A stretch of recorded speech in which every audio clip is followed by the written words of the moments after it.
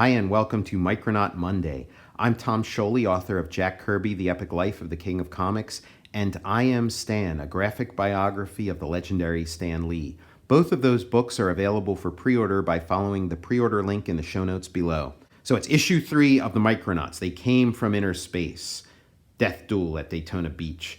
Great Michael Golden cover. A lot of cool stuff going on as the Micronauts tear up the town. We get the cast of characters. Again, new series.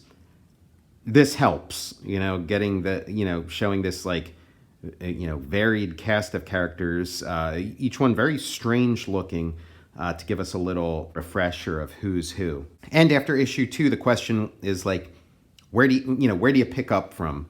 And so we pick up right from, Steve Coffin in his backyard. The whole place is on fire, a mess. His dad comes home. He was wondering, what's Dad going to say? Now he finds out, Stephen, what in heaven's name did you do to our yard? And we got Bill Mantlo, Michael Golden, and Joseph Rubenstein as writers, storytellers, and artists. We get Alan Milgram as editor, Jim Shooter as editor-in-chief, John Costanza letters, Carl Gafford colors. And at this point, the comic feels like it's getting into a groove. And having the Micronauts on Earth it works. Ray Coffin, Steve's dad. Steve, Muffin isn't moving. They only stunned her, Dad, when she attacked them.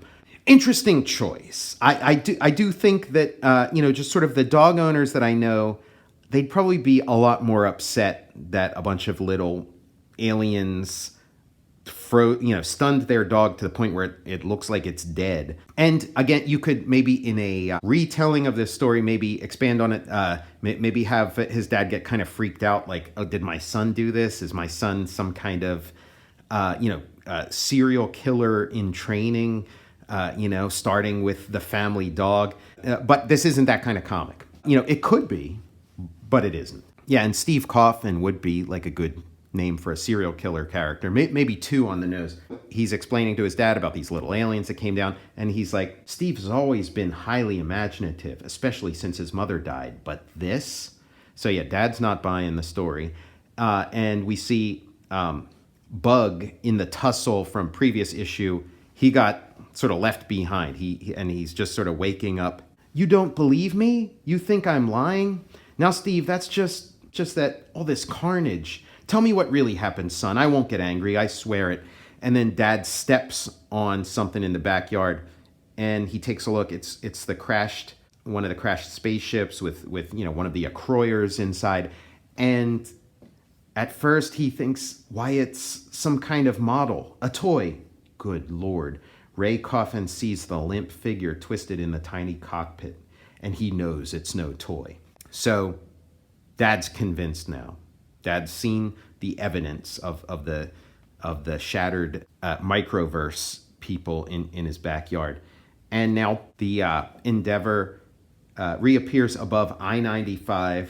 They get all their sort of, spaceship talk, and they're being followed by Shaitan. And again, these helmets look great. Michael Golden, just, one of the all-time greats. And, we get, again, setting a Star Wars style dogfight in familiar settings.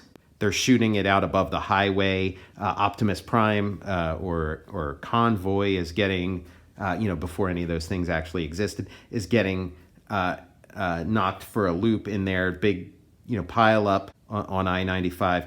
Gets the attention of the Air Force. They think maybe there's some kind of drones.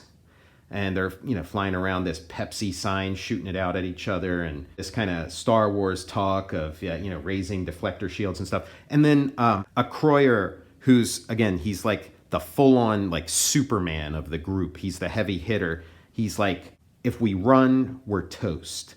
The only thing we can do is bring the battle to them. Commander Rand, you and me, we're gonna strap on our jetpacks and go, flying into our pursuers, guns blazing and swords wielding, Shogun warriors looking good. And so, they're firing back. The Shaitan's space cruiser, based on the toy, just like the toy does, splits up into a bunch of pieces for pursuit. And now this is fun. Their chase takes them to a skate park, and they're, weaving in and out among these skateboarders and roller skaters. This is a book for kids. And in the late 70s, give the kids a world they relate to. And so this is, this is the kind of stuff a kid in the late 70s, early 80s would have been into, the sort of like emerging skater culture. A Croyer goes flying out, and he's a powerhouse with that sword. He's slashing these little, pieces of the spaceship. Arcturus Ran is doing his part, and Princess Mary is watching and admiring Arcturus Ran in the view screens here. Ran entrusted me with the thorium gun without once questioning my ability. I like that in a man. In fact, I like almost everything about that man. In a superhero team book, you got to have some crushes. Some of the characters have to have crushes on some other characters. It's one of the driving forces, one of the things that keeps these things going, keeps the reader interested. Otherwise it's just sort of, a flat technical exercise. And then Time Traveler shows up. And again, the enigmatic Time Traveler, all powerful, seems to show up at interesting times. And this time he's got a clue for them. He's there with a little bit of help. There's a tracking device on their ship, which is how the Shaitan was able to follow them. So they need to get rid of the tracking device. Another sort of Star Wars plot point. And then he also says there's something even more pressing. Now Baron Karza knows that there are other universes beyond the microverse. How will he react to this news? And now we're back to Homeworld. And it looks like we're in that room again that was in that really cool panel where they had Prince Argon at his mercy. It's like, it was a very cool drawing, so why not bring us back there again? And this looks great. And we introduce a new character, the Duchess Belladonna. And she's a member of the aristocracy. And Baron Karza, not being we get a little bit of, palace intrigue, a little bit of politics. Baron Karza, even though he's seized power, he's not from the aristocracy. He's a humble scientist, but she recognizes him as a peer. She talks about his noble birth, and he graciously accepts the compliment because he wants to be part of this, this ruling class. He wants to be part of this aristocracy. And so to get their acceptance is important to him, and to curry favor with them. And so he has, and I guess part of his coup, to get her support. She is, old and close to dying. He promised her a new body from the body banks, the body of Princess Mary. But Mary has escaped, and he does have Mary's brother, Argon, but he said he's got other plans for that body, and we can already see those. He's sort of that genetic experiment we talked about.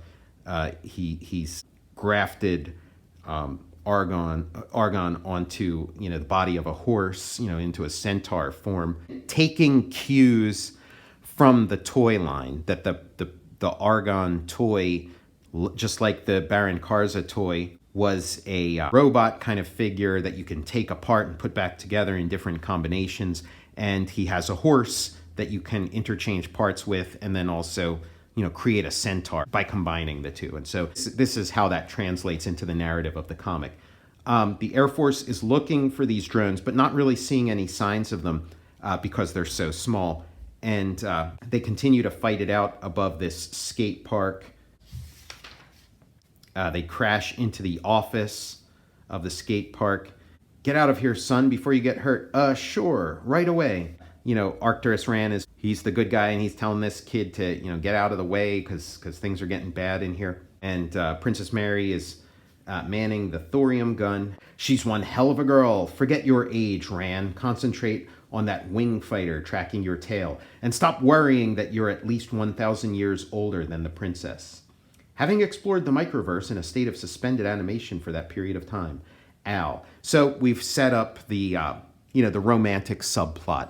Mary has a crush on Arcturus Ran. Arcturus Ran has a crush on Mary, but because of their age difference, since he's been in suspended animation for 1,000 years, he's over 1,000 years old. He feels that their relationship would be inappropriate, and so that's the barrier that is keeping them from, expressing their true feelings to each other, towards each other. And we get another one of these great poster pinups. Baron Karza, very cool looking toy, very cool looking drawing. You see him in his centaur form, just looking amazing. Just the comic itself is really nice. Gets better with each issue, but again, it's made under sort of rush conditions. So we get every now and then there's a couple panels that are like, yeah, this is the Michael Golden that we know and love. But in these pinups, this is like full on, primetime Michael Golden. Joe Rubenstein laying down some nice ink here. Yeah, it just looks great. The battle continues. The Air Force is not convinced. They don't see anything. They think this is just another UFO hoax sighting, and so they take off. Now for the final part of the battle, it's a Croyer versus a Croyer. It's his treacherous brother Shaitan versus a Croyer, and Shaitan's got this giant spaceship. He's going to crash into a Croyer, but a Croyer he's in another class from all of the other characters. He kicks this spaceship to a halt, and Shaitan is blown away by this. He stopped us. We're at full forward thrust, yet he stopped us. Warp, you fool, before he does worse than that. That's the power of a Croyer. Now, a more conventional thing might have been like a Croyer to like slash the front of this with his sword and stuff, but somehow kicking is like a left field thing, and yeah, it would be a lot more stunning to Shaitan than slashing a sword. So props for the unconventional solution. And again, we get I really like the way these scenes inside the spaceship are rendered with sort of like the light sourcing from the screens and then the deep shadow behind, and the use of the use of screens on there, and so it just looks great. And these close-ups, again, this is like, okay, this is full on Michael Golden right there. You get to see Michael Golden in all his glory. This is what he does. And they located with this cool little 8-bit graphic. They located the tracking device, and now they're jettisoning it, and they're taking off. It's a great panel. Look, the lighting on there, the rendering. The close-ups of Mary are great. This is like state-of-the-art cartooning. Like this is so far ahead of the Marvel aesthetic at this time. This is much more in line with sort of the larger culture, the larger youth culture. Really, really great drawing. And now they're looking for Bug. What happened to Bug? And there's like patterns that emerge in the Micronauts series where it's flying around in the microverse, and then they got to escape to Earth. They come to Earth, and then they got to escape back to the microverse. So they go back and forth a couple times that way. And then also the thing of like, oh, we lost one of our crew, in the battle, one of our crew's missing. Oh, we got to go track him down. We got to go on a rescue mission. So those are kind of like the motifs that come up again and again to kind of, give a little forward momentum to sort of the larger, arc of the series. They've located Bug. He's back at Steve Coffin's backyard, so they're going to head back there. They're leaving this, sort of Daytona Beach, this boardwalk setting, really nicely drawn here. Just great. The artwork seems like it's even getting better just within the span of this issue. This is just like a great series of panels we're seeing here. And then it's back to the Coffin's backyard. Bug's watching. He's a little bummed out because in that shoebox, Ray Coffin has the remnants of one of the spaceships, and he's like, oh, if I could have gotten to that ship, I could repair it and then fly back to the home ship Endeavor. That's going to be that much harder this time. Ray Coffin is calling his director, his boss, and he's ready to show and tell all of the creatures from the microverse, and The way this ongoing story develops is really a lot of fun, really interesting. And then we go back to the skate park for a little bit of comedy as the owner of the skate park's giving his report to the police, and they're like, "You sure this isn't an insurance scam?" The aftermath of this crazy space battle that's taking place in sort of normal Earth settings. Next issue, a body hunt on Homeworld. While the Micronauts roam the Earth, a hunting we will go. And again, one last glimpse of all the different characters to remind you, who you've been watching. I'm Tom Scioli, author of Jack Kirby, The Epic Life of the King of Comics, and I Am Stan, a graphic biography of the legendary Stan Lee. Both of those books are available for pre-order by following the pre-order link in the show notes below. Please like, follow, and subscribe to the Total Recall Show. I'll see you next Micronaut Monday.